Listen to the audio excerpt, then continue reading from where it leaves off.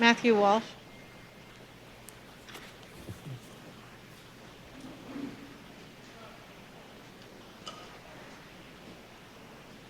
I would thank you all for allowing me to speak to you tonight, but you tried not to allow it, yet here I am. Now, you only give us 60 seconds, so let me get to the point. You are all child abusers. You prey upon impressionable children and indoctrinate them into your insane ideological cult, a cult which holds many fanatical views, but none so deranged as the idea that boys are girls and girls are boys.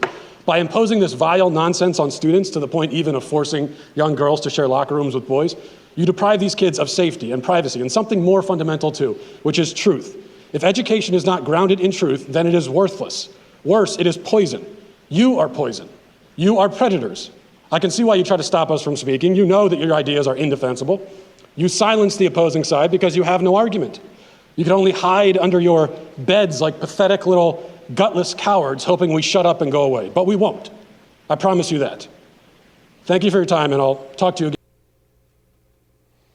Matt joins me now. Matt, can you explain to me why there's such a disparity in this one place? I realize this is taking place across the country, but this one place between the school board and the parents. You very clearly have an area where parents don't want this stuff.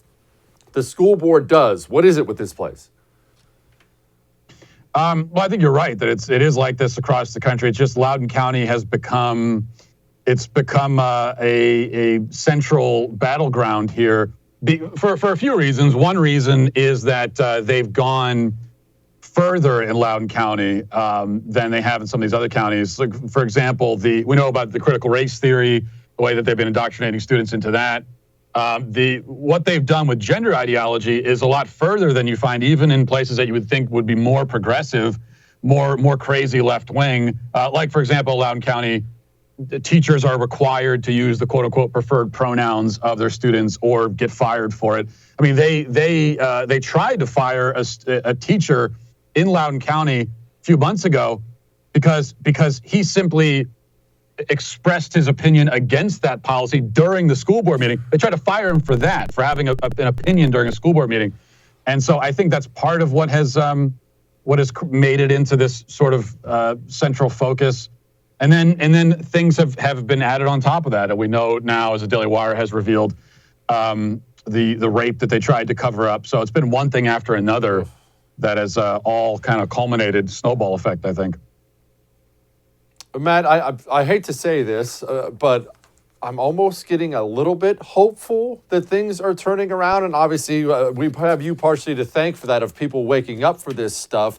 Are parents waking up enough to realize how truly disgusting and despicable so many of these government schools are? Are they waking up enough to cause actual real change? Or is this anger going to be gone in a month and we're all going to be just eating McDonald's?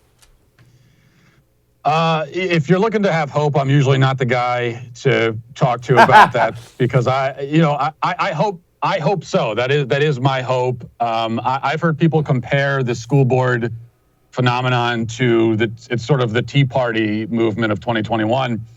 And but I hope it's not that, because, well, we know what happened with the Tea Party movement.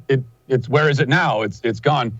And a lot of the Tea Party candidates, quote unquote, got into Congress and then became standard establishment Republicans.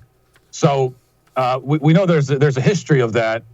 I hope that's not the case here. There's a reason to think that maybe this will be different, because these are parents when we're concerned about our children, and that concern you have for your children is never going to go away. So maybe when you wake up and realize, oh, there's this very real threat. My children are being threatened here. My children are in a very real danger, both physical and psychological. When you realize that, I would hope that it doesn't go away, and then a month later you haven't moved on to something else. So I'm not sure. We don't have a great track record in our culture and in the conservative movement of having real follow through and sticking with things. We tend to have the memory of fruit flies. So we'll see what happens here.